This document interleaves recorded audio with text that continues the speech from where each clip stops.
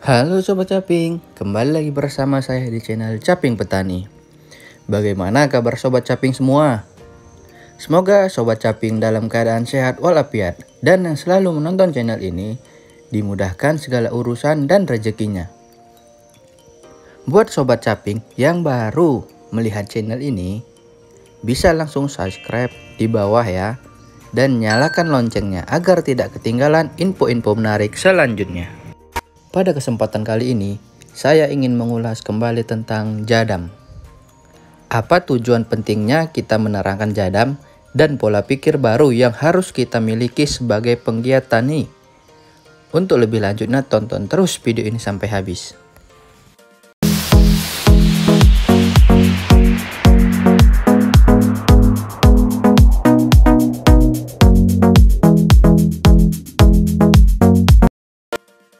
Nah, Sobat Caping, di konten sebelumnya kita sudah membahas alasan kenapa adanya jadam dari perspektif penulisnya dan fakta yang terjadi di pertanian era sekarang ini.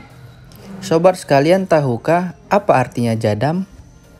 Jadi jadam adalah singkatan dari nama orang Korea, yaitu Kamijayanul Damun Saramdul, yang artinya orang yang seperti alam, di mana orang-orang yang percaya dan mengikuti kebijaksanaan alam.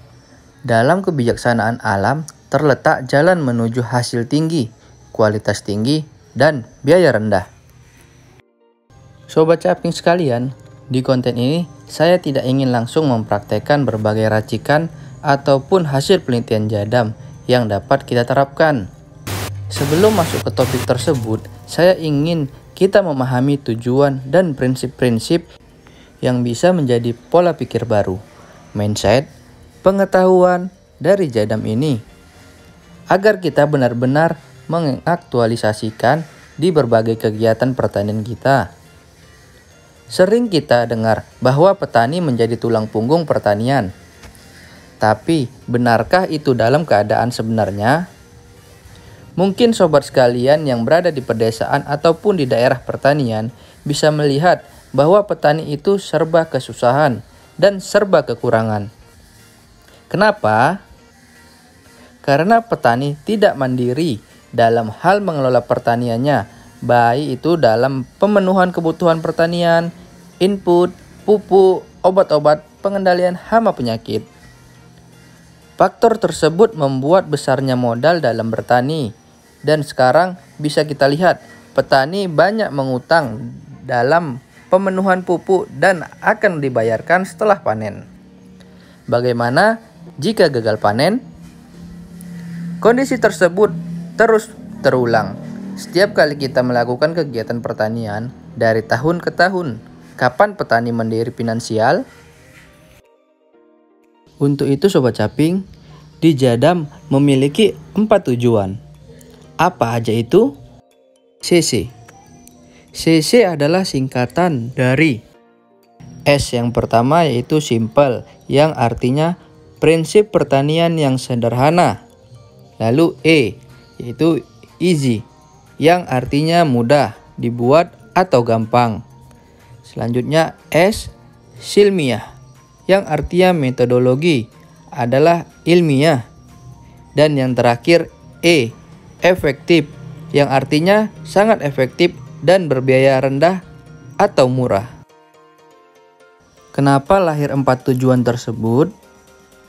Karena pola pikir yang berkembang tentang pertanian organik itu mahal, sulit diterapkan, memakan waktu yang lama, berfokus pada orang yang peduli kesehatan, dan hanya orang kaya yang mengkonsumsinya. Nah, dengan tujuan tersebut, diharapkan semua kalangan masyarakat dapat menerima dan menjadi kebiasaan yang positif. Siapa yang harus membawa perubahan dalam pertanian ini? Tentunya petani, sebagai pondasi dan pionir untuk membagikan pengetahuan pertanian organik tersebut yang nantinya diharapkan petani itu sendiri sebagai ahli pertanian. Pertanian organik bukanlah hal yang baru lagi bagi kita. Selama ribuan tahun, pertanian adalah milik para petani. Secara historis, hampir tidak ada kasus ketika seorang petani tidak bisa bertani karena dia tidak memiliki modal. Seorang pria tanpa sarana hidup setidaknya harus bisa hidup dari tanah. Seseorang harus dapat menggunakan pertanian ketika tidak memiliki uang. Namun saat ini, gimana kenyataannya? Seseorang harus sudah memiliki uang untuk bertani. Ada begitu banyak hal untuk dibeli, diinvestasikan, dan dilengkapi. Pertanian organik saat ini telah berkembang menjadi sistem yang aneh, di mana Anda harus membeli barang-barang mahal dari jauh, alih-alih menilai apa yang dekat dan murah. Mengapa? Karena produsen, distributor, dan pengecer input pertanian berada di belakang pengembangan pertanian organik untuk membentuknya menjadi seperti saat ini. Mari kita kembalikan pertanian ke petani.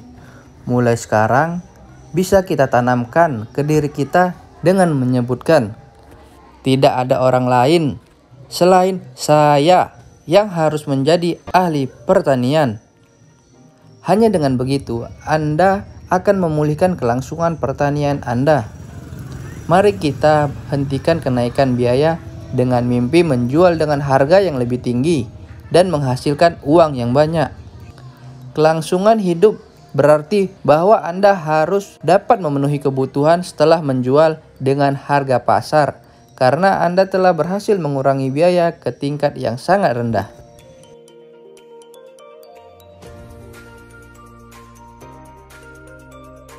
Nah, Sobat Caping, semoga pemahaman-pemahaman yang telah disampaikan dapat menambah wawasan kita bahwa petani harus menjadi ahli di pertanian itu sendiri. Demikian konten kali ini, semoga bermanfaat bagi kita semua. Dan nantikan konten-konten menarik selanjutnya seputar jadam. Dukung terus channel ini dengan cara subscribe, like, komen, dan share sebanyak-banyaknya. Terima kasih. Salam tani.